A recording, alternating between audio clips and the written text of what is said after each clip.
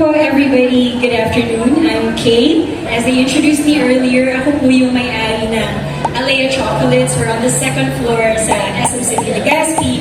And in addition to that, kami rin yung nanalo sa Tablea competition that was held in Cebu during the National Cacao Congress 2024. Of course, sponsored by the DA. So thank you so much for that. I guess I'm here to actually answer the question na narinig ko kanina. May pera daw ba sa cacao? And the answer is actually yes. And I'm very happy to be standing in front of you kasi nangangailangan kami ng mas marami pang cacao. We have our own farm in OWAS. But if you are ready to sell your cacao, we're very much happy to take a look and buy. And not only cacao, but also coffee. Kasi if you've been to our store sa SM, we also sell coffee. Our coffee right now is actually sourced from Batangas, so it's a family farm as well, and organic. So kung may kape na tayo sa Bicol, very happy to consider that as well. Kung may tsaa rin po kayo, happy to take a look at it. Right now, yung tsaa namin na binibenta sa SM, galing pa po siyang Japan. May company rin po ko doon, I sell fish to other countries. That's how I started.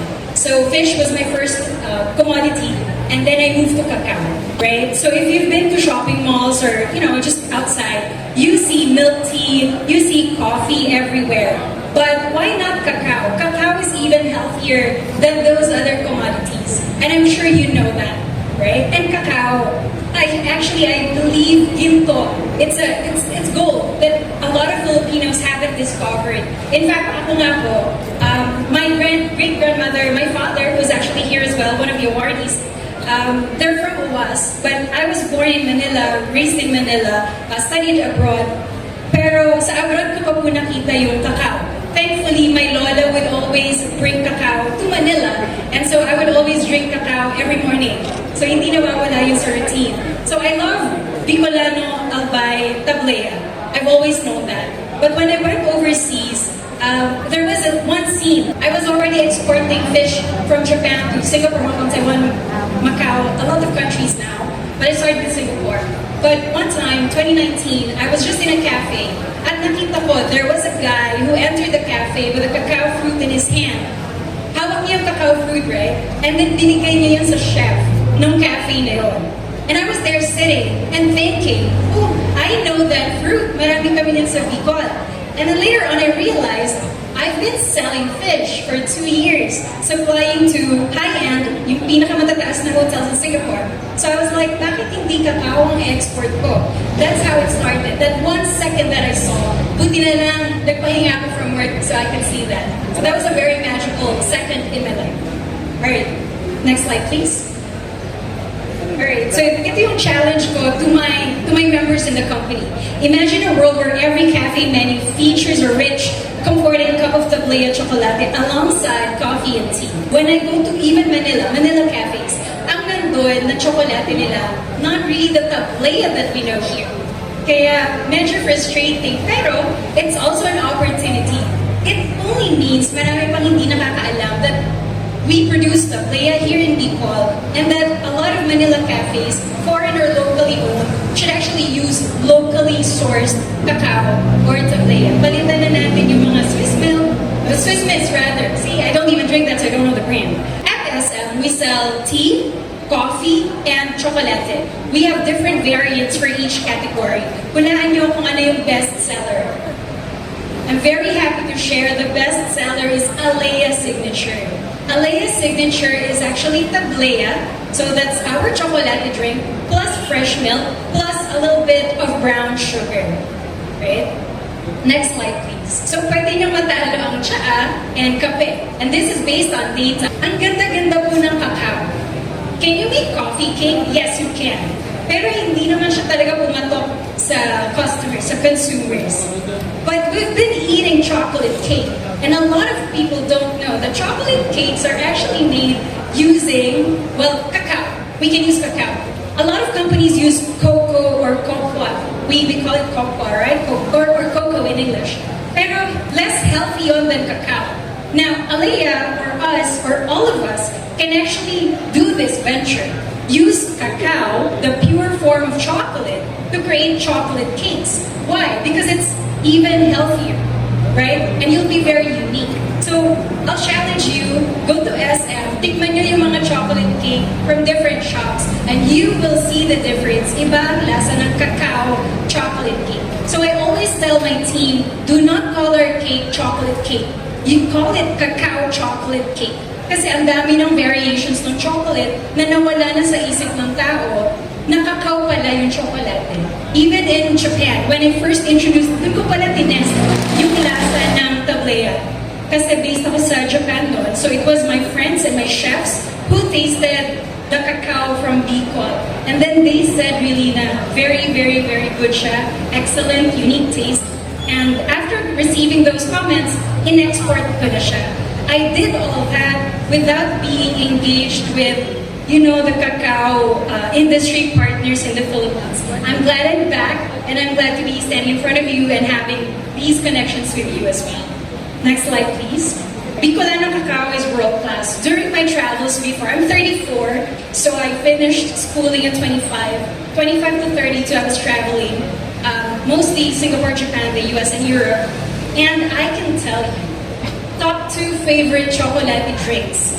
Not in order of preference na lang, basta top 2. Dalawa silang gusto ko. One in Barcelona, sa may Montserrat, it's a mountain. And then the other one, yung sa Owas, Albay, Bicol, Tablea. Really, mas gusto ko yung chocolate. So, be very, very proud of what you're doing right now. I also want to share this. One of my favorite quotes is by Warren Buffett. Warren Buffett is, well, of course, the richest man on earth, right? And the most successful business person as well. He said, there's a man sitting in a shade right now because someone a long time ago planted a tree. Right? May nakikinabang ngayon sa lilim kasi noong unang panahon, many years ago, may nagtanim ng puno na yon. Now, I told you earlier, the farm that we have in Owas is not mine, it's my dad's, na namana niya sa lola niya. So my great-grandmother did not know I would exist. She didn't even know me. But fast forward to the present day, binibenta ko na yung kakao niya. Sa abroad, dito, and nanalo pa sa buong Pilipinas. Right? So, magaling po kayo. Thank you. There's future really in cacao. Alright, next slide please.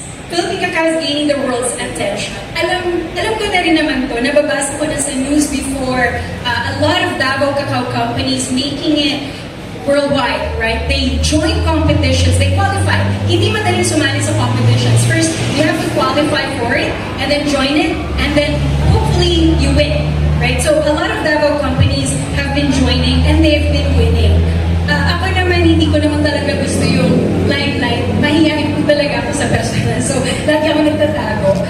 When I started the company, sinabi rin sa akin yun ng mga kaibigan in business, why not join competitions? And I was like, no need. Kasi, nung in-export ko naman yung tablea natin from Bicol, ang gumagamit na noon, Michelin-starred chefs. As you know, kapag Michelin-starred chef, that means one of the top chefs in the world ka, right? They may not know my name, but they are using my product. I love it. I love being unknown, but actually making a lot of impact. Okay, so sabi ko, hindi na kailangan sumali sa competition kasi award-winning na yung mga gumagamit ng kakao natin. Enough na yun for me. But then, I came back to the Philippines. I've had friends from different local agencies, and I'm very happy to have these connections. They said, sali kayo. And then, one of the officers from DA, I believe, or from DTI, she actually said, I want Bicol to join the national competition kasi gusto kong malaman nasan ba ang Bicol cacao on the map. Sabi ko, masarap talaga ang Bicol cacao, just people don't know it. Eh di nilaban natin, and see, manalo tayo. So we're really the best in the country. Trust in yourself, trust in what you're doing. Next slide, please. So how do you actually package your product? How do you brand the product? Hindi lang siya based sa logo. Hindi lang siya sa color, sa font style, sa font size. It's actually about the people in your company. A lot of startups, I consider Alea Chocolate as a startup. Nagsisimula pa lang naman talaga siya. We just started in 2019. But for those who are venturing into businesses, I'm sure you can relate to this when I say na ang daming bumabagsak na company because they don't have the right people in there. In branding, you talk about your people, not really your product. Na masarap to, chocolate to, no. You have to talk about where it's from.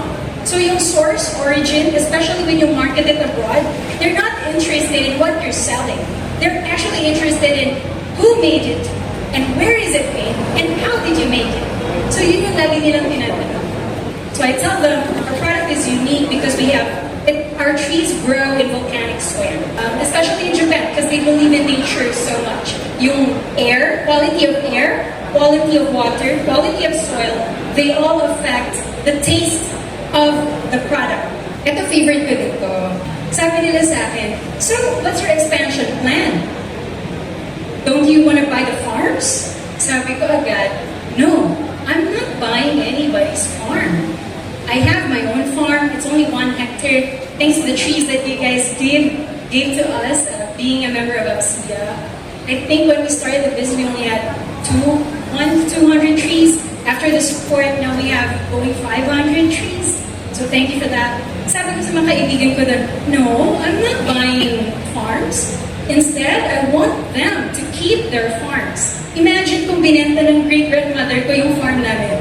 How would I have had the idea to start a cacao company right now? Yung ibenta as much as possible, continue what you're doing kasi there's really future in it.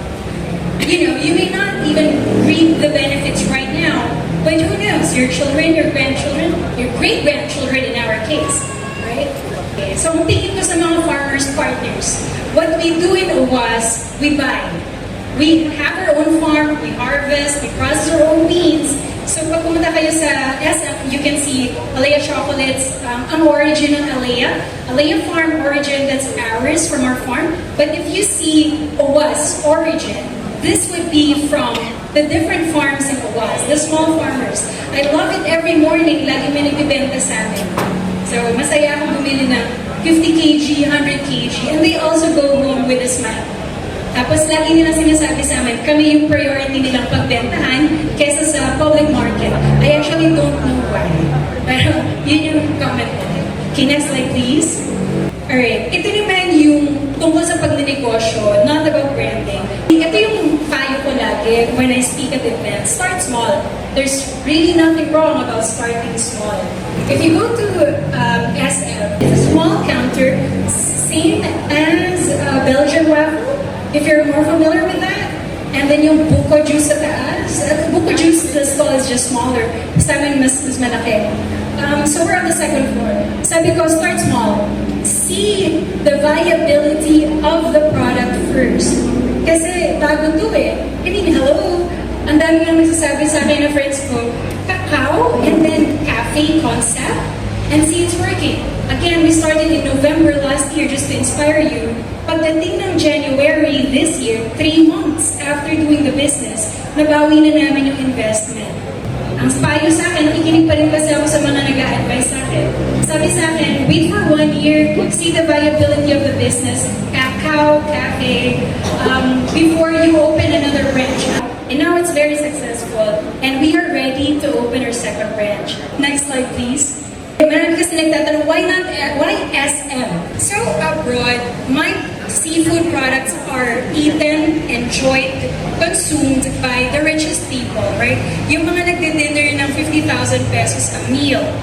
So ngayon, na I'm in a new business, new venture, new product, cacao, I want regular Filipinos to enjoy quality food.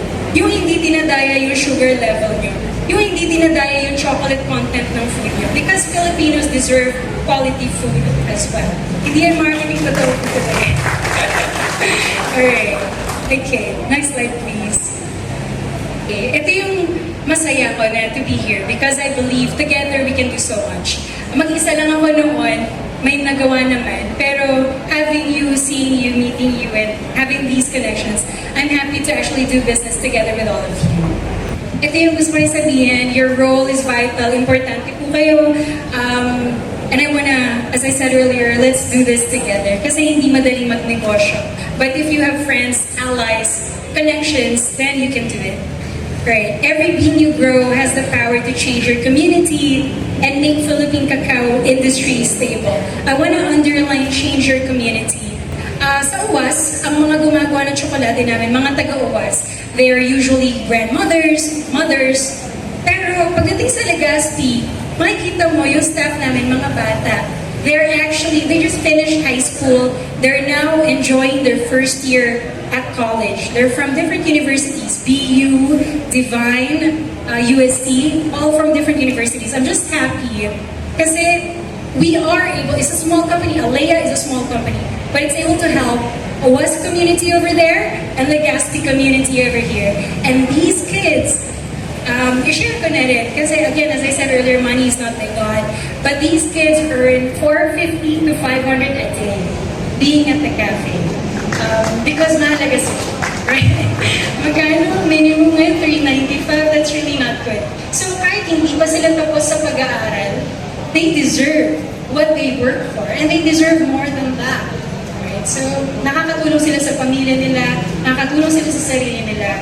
So I'm just happy really to see that. And it inspires me every day as well. Next slide please, would that be the end? There we go. Okay. Ito na, bilang nandito naman ang civil servants natin. In Japan and in Singapore, through studying and through doing business, I learned na mahalaga yung role ng civil servants. Ito po yung mga nasa harap nyo ngayon. I'm not referring to the politicians. I'm referring to the kawani ng gobyerno, the civil servants, those who actually make things happen. Right? Itong mga initiatives, itong mga funds, sila naman talaga yung nag-aasikaso. Malaki rin yung trabaho nila. So, I'm very happy to see this kind of setup, this kind of community in the Philippines. Ito lang yung nakita kong challenge pa na sana the government, local governments, national government can help us with.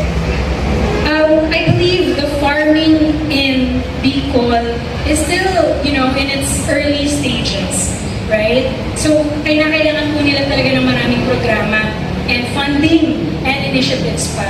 In Japan, they also started, nung mahirap pa yung Japan.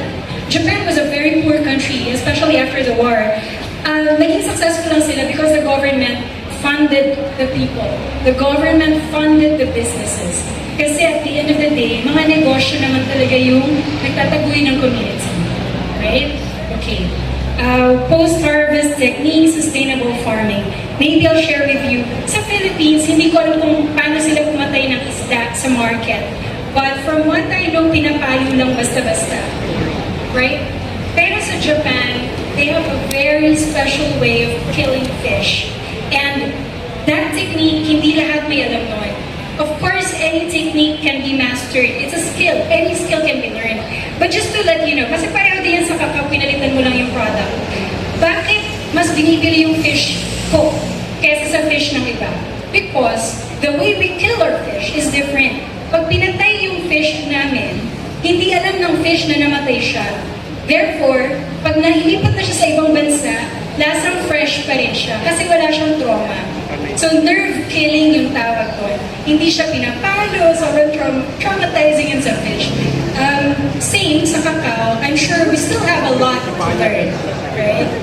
Ewan ko po nung 1950s or 60s kung may program na, but if you visit our farm, you will see may intercropping na doon.